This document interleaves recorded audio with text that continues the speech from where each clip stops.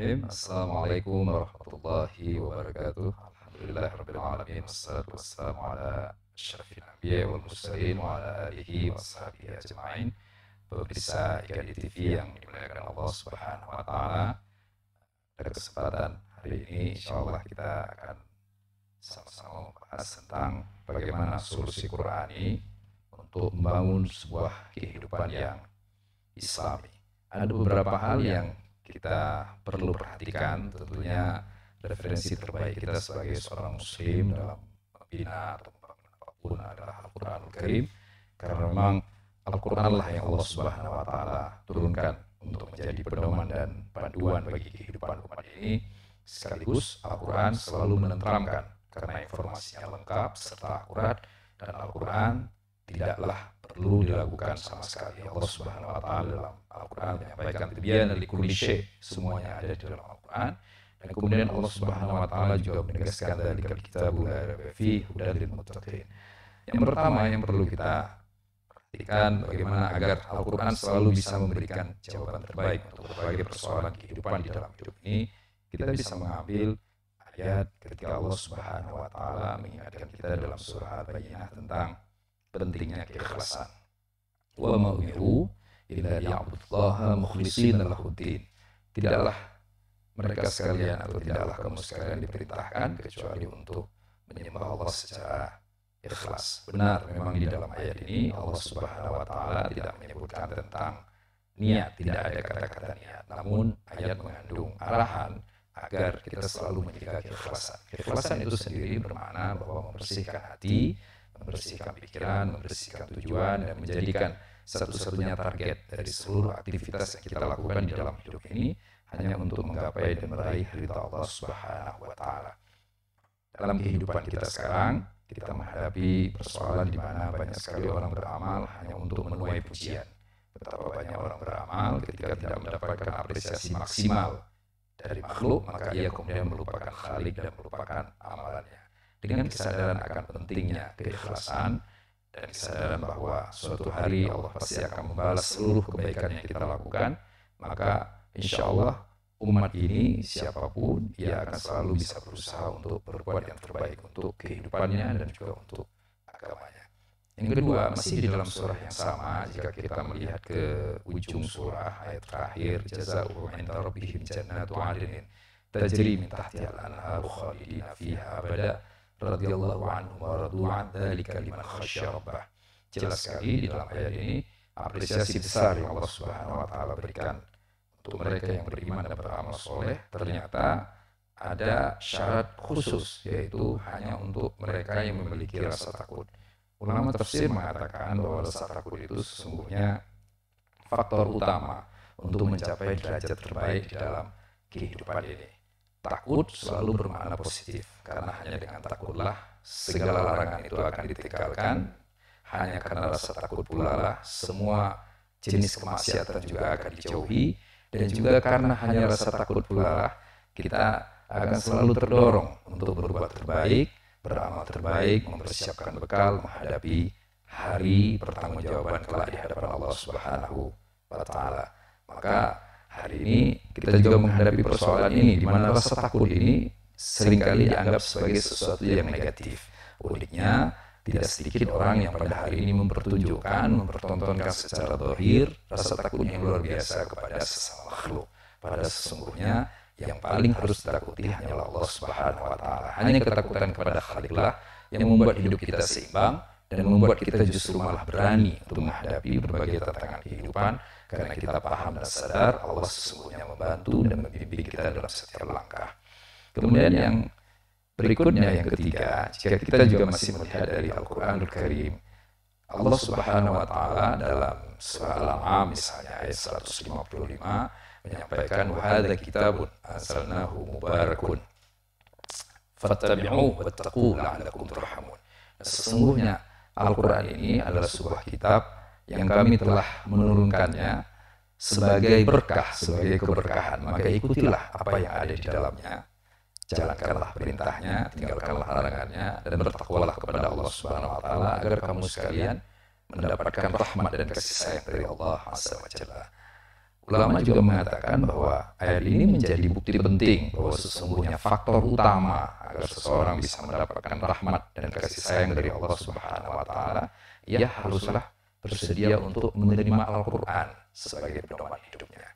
Ya harus bersedia untuk membacanya, harus bersedia untuk mentadabburinya, menerima solusinya, menerima koreksinya, dan seterusnya, agar kemudian bisa merasakan betapa besarnya kasih sayang Allah Subhanahu wa taala kepada dirinya. Hari ini kita sering sekali mendengar kajian tentang atau pembahasan tentang bahwa Islam itu adalah rahmatan lil alamin. Islam adalah rahmat untuk semuanya. Dalil yang sering disampaikan ayat Allah Subhanahu wa taala yang berbunyi, "Wa ma arsalnaka illa rahmatan lil alamin." Kami tidak mengutus engkau kecuali wahai Muhammad kecuali untuk menjadi rahmat bagi seluruh alam. Yang sering kita lupakan ketika mengkaji tentang tema ini biasanya adalah apa yang harus kita lakukan. Secara sederhana, apa sebenarnya faktor utama yang membuat kita bisa merasakan kasih sayang Allah? Tidak perlu ada keraguan bahwa sesungguhnya penciptaan ini salah satunya dilakukan oleh Allah Subhanahu wa taala karena Allah ingin menunjukkan kasih sayangnya kepada umat manusia. Namun apa yang harus kita lakukan agar kasih sayang itu bisa kita nikmati? Jawabannya adalah dengan menjaga agar kita tetap dan selalu dekat dengan Al-Qur'anul Karim. Nah, rahimakumullah, terbukti Al-Qur'an kemudian menenteramkan di mana sebagian besar penyakit atau persoalan yang dihadapi oleh umat manusia dalam menghadapi berbagai tantangan kekinian. Ketika mereka merasa terganggu konsentrasinya, di sana ada stres, di sana ada tekanan, di sana ada cobaan yang luar biasa yang kadang-kadang terasa tidak pernah ada hentinya. Dan salah satu fakta di mana bahwa ujian kehidupan itu tidak pernah berakhir, justru makin hari makin bertambah, adalah angka bunuh diri yang makin hari justru juga makin meningkat secara sangat tajam.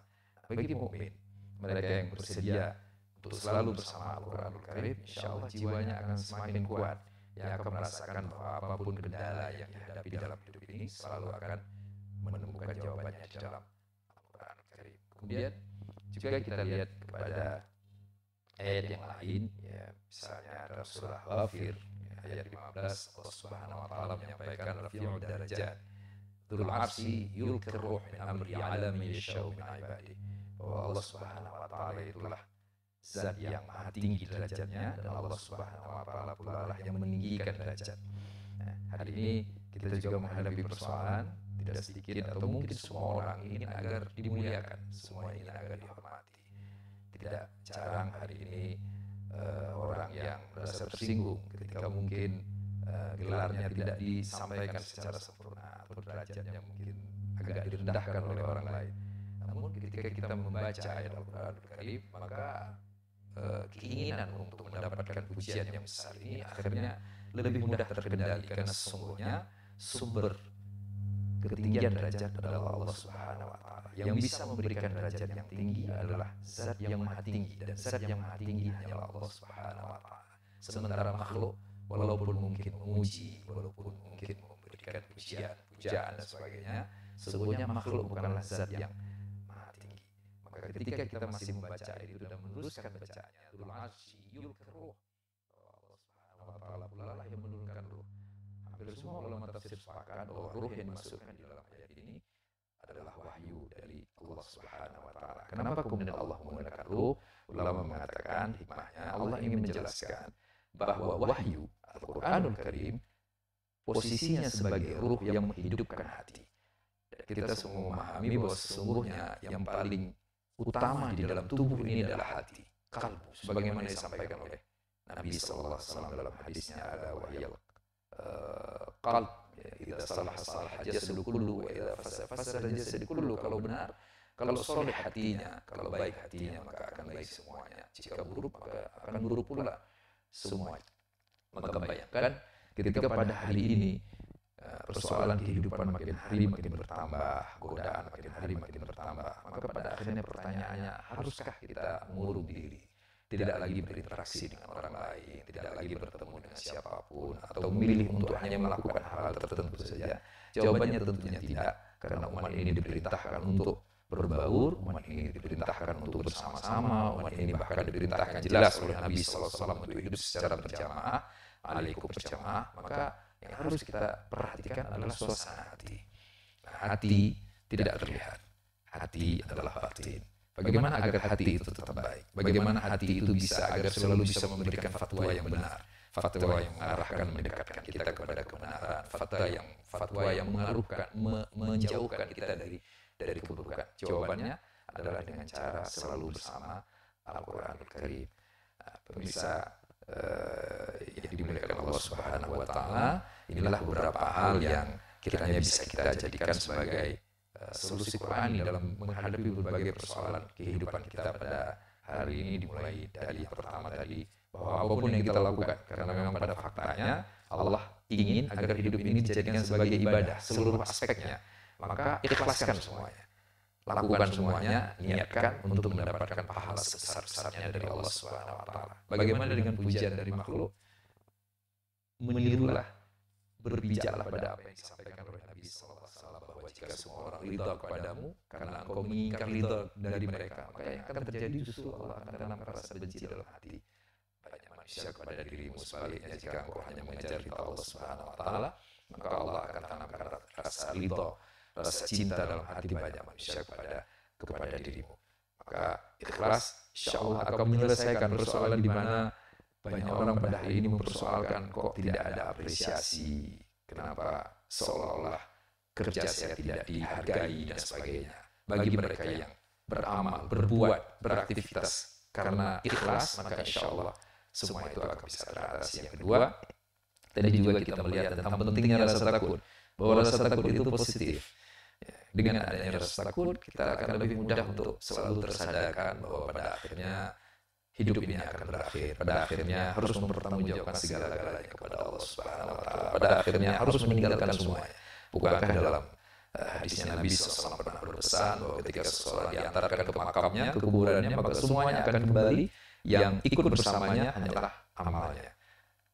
Maka dengan adanya rasa takut akan kematian, rasa takut akan hari kemudian, itu insya Allah akan membuat kita selalu positif, akan membuat kita selalu baik, akan membuat kita selalu kuat dalam menghadapi berbagai cobaan di dalam hidup ini. Kemudian yang ketiga, yang juga kita harus perhatikan bahwa harus selalu menjaga kedekatan dengan Al-Quran, karena Al-Quran adalah sumber rahmat terbesar di dalam kehidupan ini. Kenapa umat ini menjadi tentram, umat ini menjadi nyaman hidupnya, umat ini memiliki referensi yang kuat, umat ini memiliki arah jalan yang jelas, karena mereka memiliki mukjizat yang tidak dimiliki oleh umat-umat lainnya pada hari ini, yaitu Al-Quranul Karim. Maka jika ingin agar hidup ini terasa lebih nikmat, hidup ini terasa lebih rahmat, hidup ini terasa kasih sayangnya, maka dekatlah dengan Al-Quranul Karim. Dan yang terakhir, jangan lupa untuk memastikan bahwa sesungguhnya target ketinggian derajat yang semua kita menginginkannya pada hari ini itu cukuplah bersumber dari Allah Subhanahu wa Ta'ala. Karena siapapun yang ditinggikan oleh Allah pastilah ia akan tinggi, sementara mereka yang direndahkan oleh Allah walaupun seluruh manusia meninggikannya, suatu hari ia juga pada akhirnya akan rendah. Demikian kajian kita pada kesempatan hari ini. Billahi taufiq wal hidayah. Wassalamualaikum warahmatullahi wabarakatuh.